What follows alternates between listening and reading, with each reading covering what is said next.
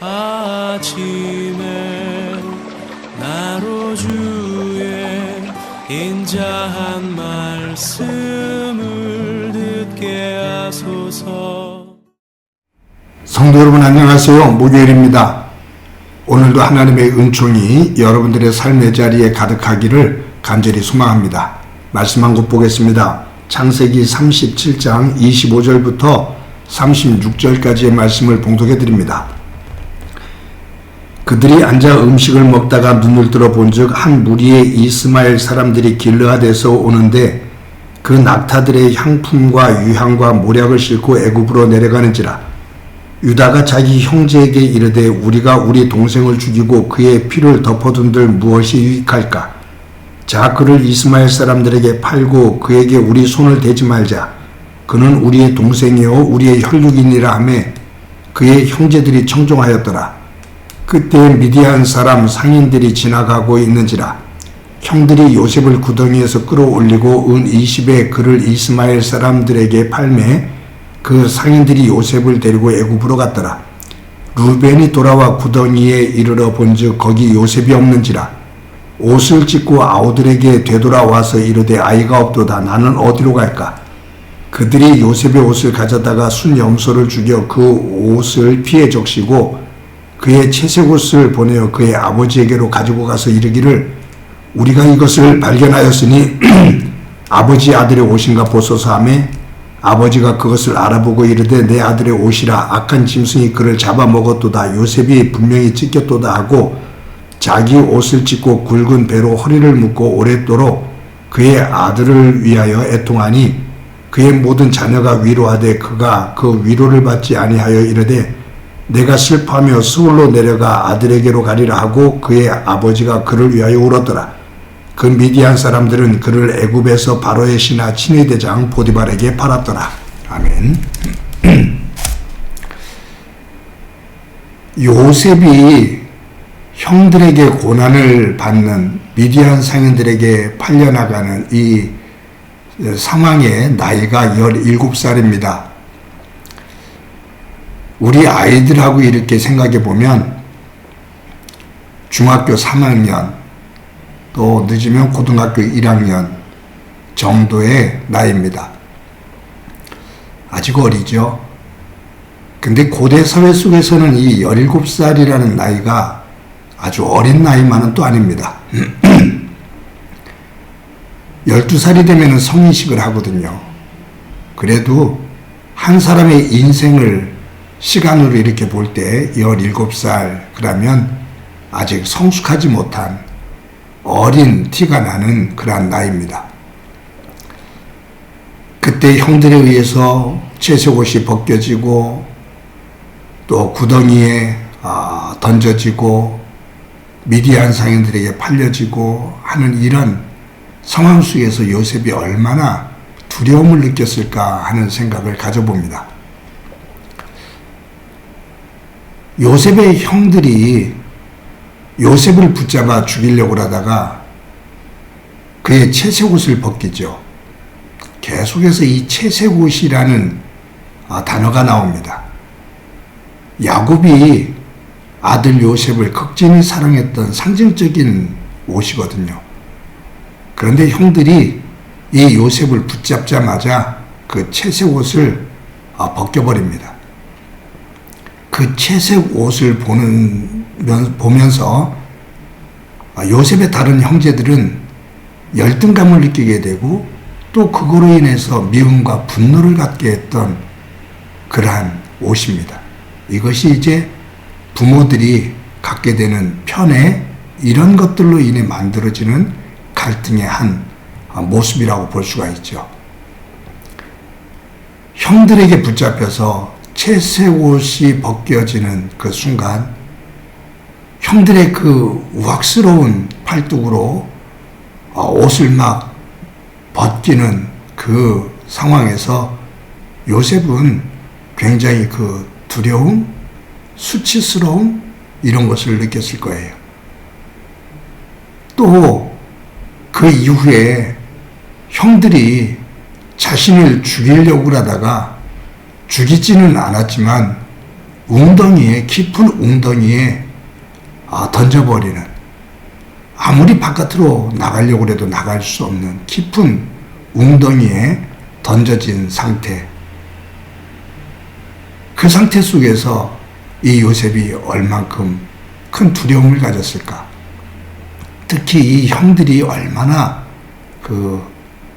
냉정하고 못된, 무뎌진, 죄에 대한 두려움이 없는 무뎌진 마음이냐면, 동생을 죽이려고 웅덩이에 집어넣은 상태 속에서 자신들은 바깥에서 낄낄 웃으면서 음식을 먹는 장면이 나와요. 참 못됐죠? 그런 속에서 이 요셉은 웅덩이에 던져진 상태 속에서 얼마나 두려움을 느꼈을까 하는 생각을 가져요. 나중에 유다가 형제들에게 건의를 해서 우리 동생을 죽이지 말자, 우리 손에 피를 묻혀서 좋을 게 뭐가 있겠냐 하면서 미디안 상인에게 이 요셉을 은 20에 팔아넘깁니다. 그때 이 요셉이 몸부림쳤겠죠.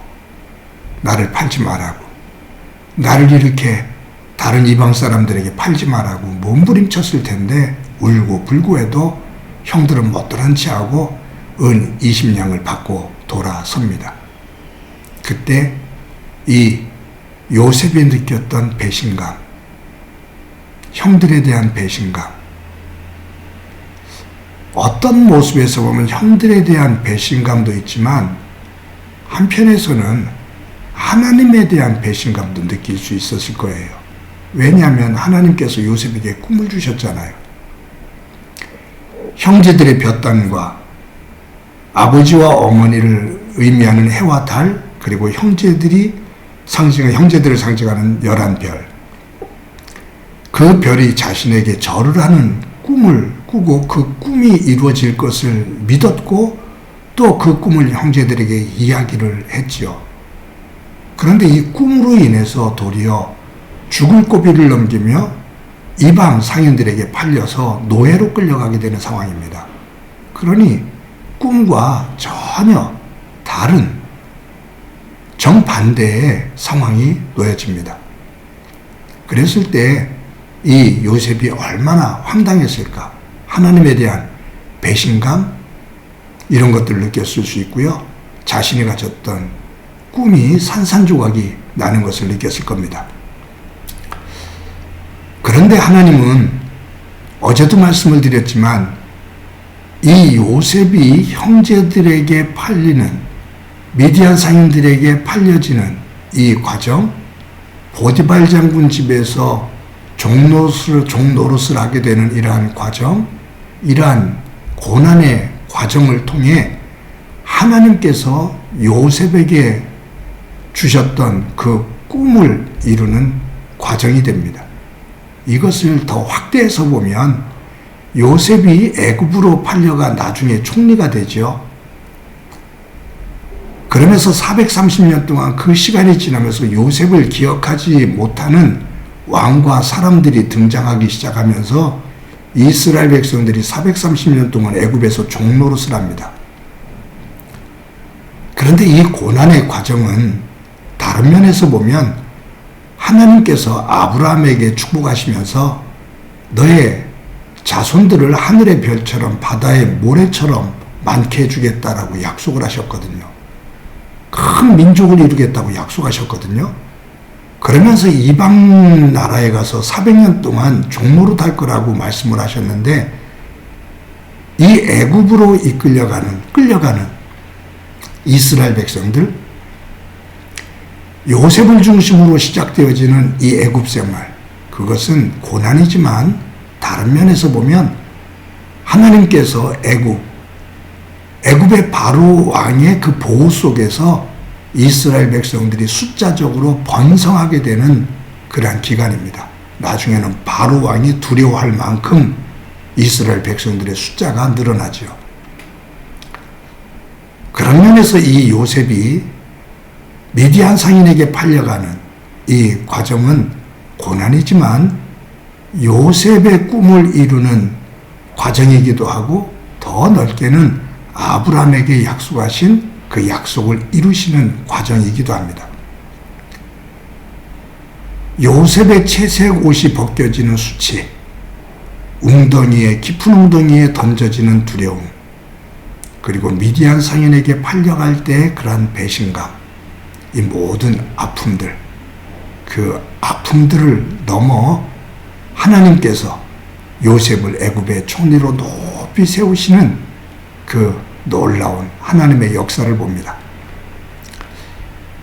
사랑하는 성도 여러분, 이 요셉의 생애를 보면서 항상 저와 여러분들이 희망을 가질 수 있는 것, 지금도 겪고 있는 힘들고 어려운 일들, 어느 순간에는 숨이 탁탁 막히는 힘든 일들이 있지만 결국 이것으로 끝나지 않고 이 너머에 하나님께서 우리를 높이시는 그 순간이 분명히 온다는 사실을 믿고 요셉의 그 아름다운 믿음의 생애가 저와 여러분의 생애가 되어지기를 간절히 소망합니다.